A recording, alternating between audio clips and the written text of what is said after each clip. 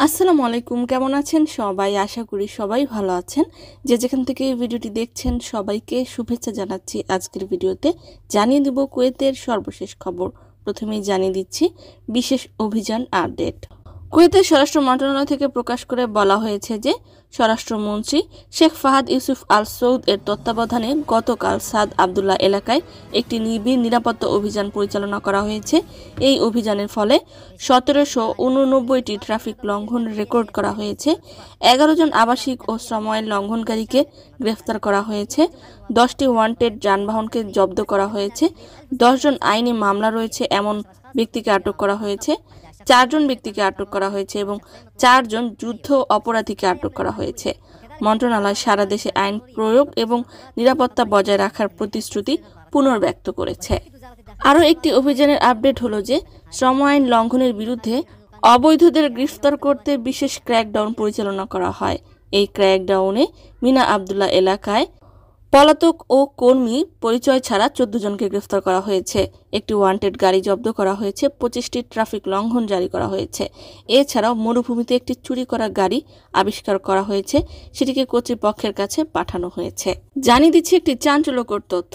সাম্প্রতিক স্বরাষ্ট্র মন্ত্রণালয় নিরাপত্তা বাহিনী একটি বিশেষ আন্তর্জাতিক গ্যাংকে আটক করতে সক্ষম হয়েছে। এই আন্তর্জাতিক গ্যাংয়ের সদস্যরা চাইনিজ প্রযুক্তির মাধ্যমে কুয়েতের টেলিকমিউনিকেশন বিভাগের বিভিন্ন সেনসিটিভ তথ্যগুলো হ্যাক করে নিয়েছিল। এছাড়াও তাদের প্রযুক্তির মাধ্যমে কুয়েতে বসবাসরত নাগরিক এবং প্রবাসীদের বিভিন্ন ধরনের তথ্য চুরি করতে সক্ষম হয়েছিল। তারা কুয়েতের বিভিন্ন স্থানে বিভিন্ন ধরনের প্রযুক্তি সেট করে রেখেছিল, যার মাধ্যমে খুব সহজেই এই তথ্যগুলো জানতে পারত। নিরাপত্তা বাহিনী একটি বিশেষ অভিযানে সাইবার হামলার এই সদস্যদেরকে আটক করেছে। তাদের ভ্যান থেকে কোম্পানি ও ব্যাংকে সাইবার হামলার প্রযুক্তিগুলো উদ্ধার করা হয়েছে। প্রাথমিকভাবে একজন চাইনিজ নাগরিককে আটক করা হয়েছে। তার কাছে থাকা বিভিন্ন ধরনের ইলেকট্রনিক ডিভাইসগুলো জব্দ করা হয়েছে। আরও বলা হয়েছে যে তার সাথে আরও বেশ কয়েকজন চাইনিজ নাগরিক এই কাজে যুক্ত ছিল। এই চাইনিজ নাগরিকদেরকে যারা ভিসা দিয়ে কুয়েতে নিয়ে এসেছিল, সেই সাথে সম্পৃক্ত একজন কুয়েতি নাগরিক ও একজন মিশরীয় প্রবাসীকে আটক করতে সক্ষম হয়েছে কুয়েতের নিরাপত্তা বাহিনী। আন্তর্জাতিক মহলে বিষয়টি ব্যাপকভাবে নাড়া দিয়েছে। এই ব্যাপারে চায়না থেকে তাদের আটককৃত নাগরিকের ব্যাপারে বার্তা প্রদান করা হয়েছে যে দোষী সাব্যস্ত চাইনিজ নাগরিককে আটকের ব্যাপারে তাদের কোনো বিবৃতি নেই। অন্যদিকে কুয়েতের খাদ্য ও বাণিজ্য মন্ত্রণালয়ের পরিদর্শক টিম সুয়েখ এলাকায় একটি বিশেষ অভিযান পরিচালনা করেছে।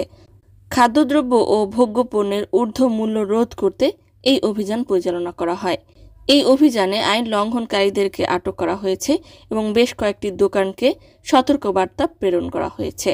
সম্মানিত ভিউয়ার্স, আজকের মতোই ছিল আপডেট। পুরো ভিডিওটি দেখার জন্য ধন্যবাদ। এই ধরনের ভিডিও পেতে চাইলে ইউটিউব চ্যানেলটিকে সাবস্ক্রাইব করে দিবেন, ফেসবুক পেজটিকে লাইক এবং ফলো করে দিবেন যারা পূর্বেই করেছেন। সবাইকে ধন্যবাদ। আজকের মতো বিদায়। আল্লাহ হাফেজ।